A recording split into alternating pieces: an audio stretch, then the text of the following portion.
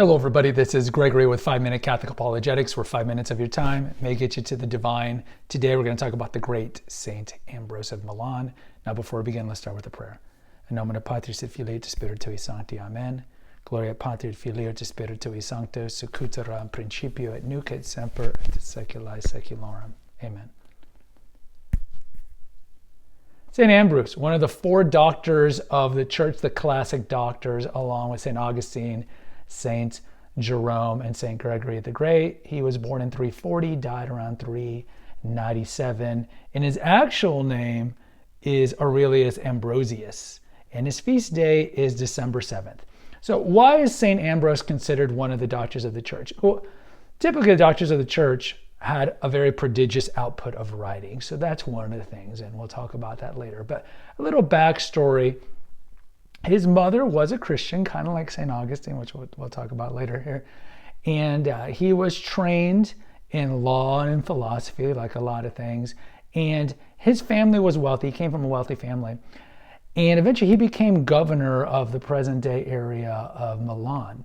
And in this time, in the middle of the 4th century, this is after Constantine had legalized Catholicism, but before Theodosius I made it the official religion. So this is still a time where Arianism is very strong. Go to the episodes we did on the Council of Nicaea, Council of Constantinople I, and the one we did on Athanasius.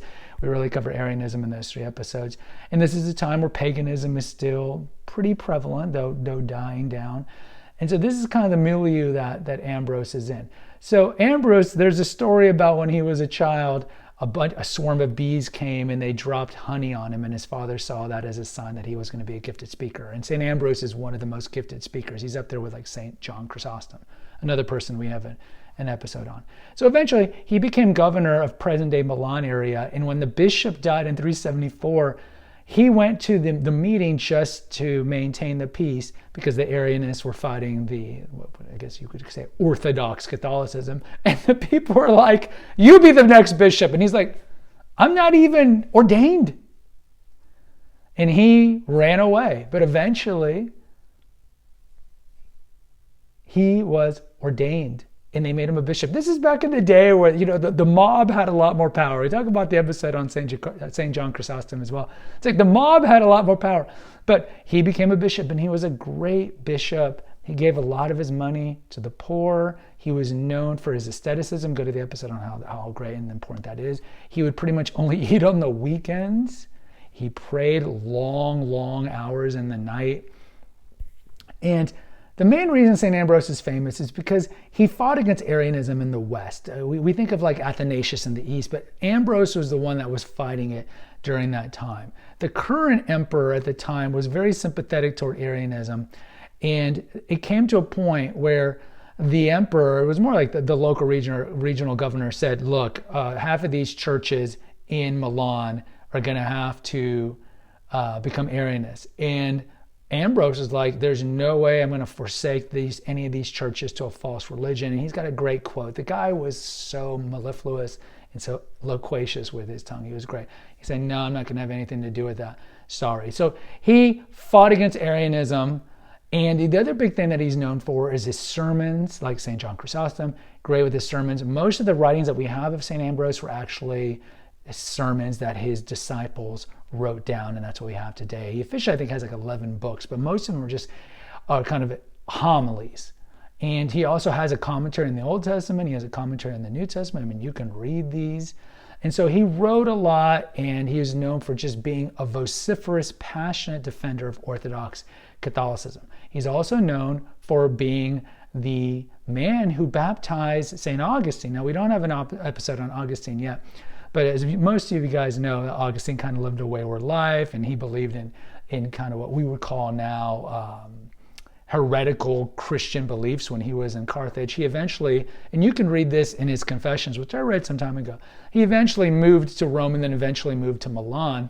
And then he talks about meeting Ambrose, and Ambrose kind of brought him under his wing, and he was so impressed by Ambrose's speaking in his Orthodox Catholicism that's really what brought him in the church. And St. Monica, again, don't ever underestimate the power of prayer. His mom, Augustine's mom, St. Monica, of course, was praying year after year after year that St. Augustine would stop, messing around with the women and all the concubinage and all of his heretical beliefs that he was kind of immersed in. And, of course, she only had fond things to say about St. Ambrose, so he was a great man in that regard. He's known for writing a lot of hymns. The Te Deum that we typically see like in the Liturgy of the Hours sometimes, or you see that. He's attributed to that. The antiphonal kind of Ambrosian chant where, the monks would sing thing and then someone would respond. That's attributed to him as well. And so look, he is a great man. And look, sometimes he gets a little knock for his anti-Semitism, but you have to understand at the time. And you can see this really played out if you read Eusebius's church history. Look, you got to understand at the time, the early Christians didn't really like the Jews because the Jews, the Romans killed Jesus, but the Jews really kind of pushed Pilate and so forth. And they were persecuting a lot of the early Christians. Think of James the Just. We talked about in the episode on the 12 apostles, how they were martyred. So a lot of the Jews were persecuting the early Christians. And so you kind of have to understand that backdrop of Ambrose. So Ambrose was just kind of like a fiery guy. I mean, you like the priests today at homiletics wouldn't even recognize Ambrose. Ambrose was passionate. He spoke the truth, and he did not mince words, for better or for worse. You look at the anti-Semitism or whatever, but in general, he told it like it is. He defended the faith. He fought the faith, and this is why he's considered one of the greatest theologians of all time and one of the greatest role models of certainly the Western church, the Latin Rite, is because he did so much for the early church. He fought against Arianism, and all of his writings were orthodox, Catholic Orthodox, I should say, to the core. He didn't have any divergent beliefs like we talked about with Tertullian, for example. And he's just an incredible saint, and this is why he's considered one of the 4 classic doctors of the church. Guys, let me know what you think. If you agree or disagree, please post in the comments. Hit the notification, subscribe, and share button. Until next time, take care, God bless, and pray.